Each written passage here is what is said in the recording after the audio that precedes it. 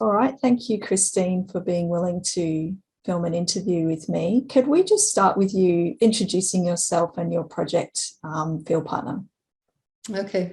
Well, I'm Christine Paterson, and Field Partner is it's not a business, it's a project where we are helping people to understand what's involved in working in other cultures.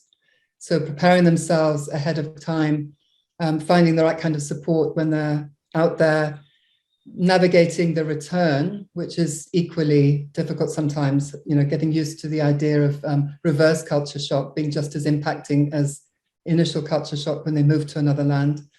And then the senders, helping people to understand how to support those who go. So we would be, because we're faith-based, we're looking at churches mainly, helping them to understand what's involved in supporting those who go. Brilliant, thank you. And it's been a challenge. Yeah. So where did we meet? Tell us the story of how we met and your situation at that time. Well, we met in Burundi. Now, Jen and I have one thing in common. We were both born in Burundi. And so that was a fascinating thing. We met at, my husband had been asked to speak, being the main presenter at a congress. And so I went out there in support, but also obviously with my family to revisit not my own kids, but my siblings, to revisit our place of origin. And Jen was there. Jen had come out to represent her own family. And so that's where we met. And at the time, we had this idea of Field Partner like a twinkle in the eye. It was something it was a big idea, but it was, how on earth are we going to do it? How are we going to navigate? So she helped us a little bit at the start. She herself was in transition. You were in transition, right? You were going across from Australia to England. Yeah. And so it didn't really work out then, but then when what's the word? Well, yeah, when lockdown happened in London, she was put on furlough, so came in to help us just in an advisory role, which was just fantastic. It was such a big help. So tell me a little bit more about what we did together and what that process looked like.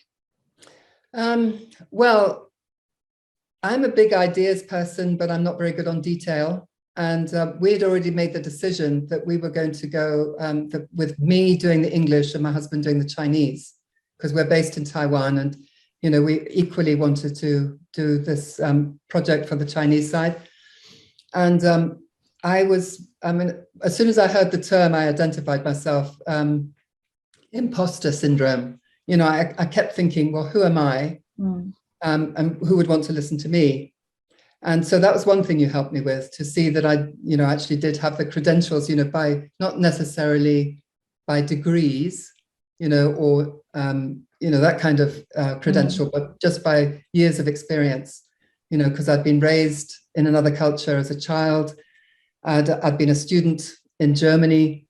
I had then navigated culture shock into Asia and adapted to, learned a language there. And then later on, we'd had our kids there.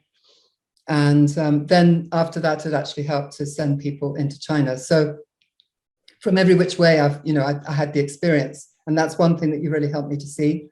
The other thing is that I think in common with a lot of people, I tend to compare myself negatively with others who seem to have more gifts than me or seem to do things better. And I always compared myself with my husband, who has a very good platform presence and that kind of thing.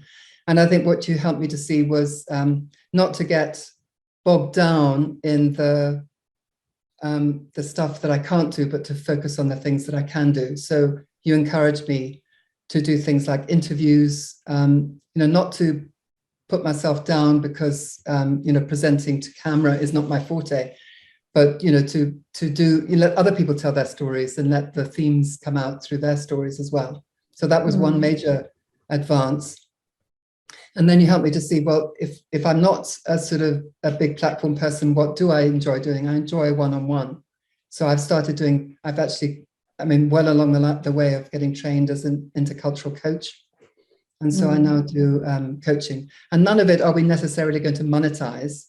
But for me, that is brings real fulfillment, is helping people to make progress in their own lives just through asking good questions. So I think part of the project was a bit of a web build, but all of those things that you've talked about, so interviews, coaching, and what was the last one? Just presenting on videos. So right now, what does Field Partner look like? What are the outcomes or the results for you? Well, I haven't. Again, it's partly because of my season in life. I'm in my 70s and I've got grandkids, and I'm here in LA because of a new grandchild who's just been born. So part of the challenge is time. And that's another thing that you helped me with, was to break things down into bite-sized chunks. So if I get overwhelmed with how can I write this thing, or how can I present this thing, to break it down into small things. So I've been doing a few more blogs than I would have done before, that kind of thing, just by breaking it down.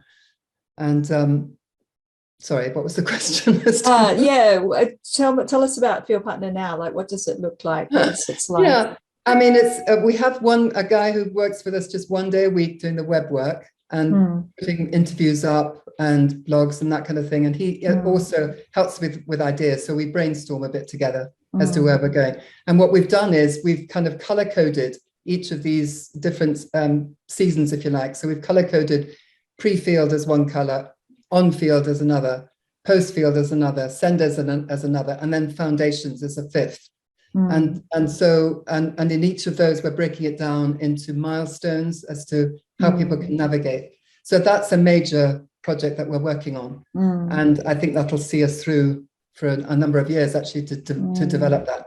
The other thing is, rather than it being all down to me to do English content, we figure that there's a lot of content out there already. So we've been building partnerships and, so making available links to other people's content, that it's not all just down to what we're producing. And that's where we're at now, where we see ourselves more as a portal and as a community, and as we want to be a go-to place. So if people have an issue, they could come to us and we could help them navigate to find what they need.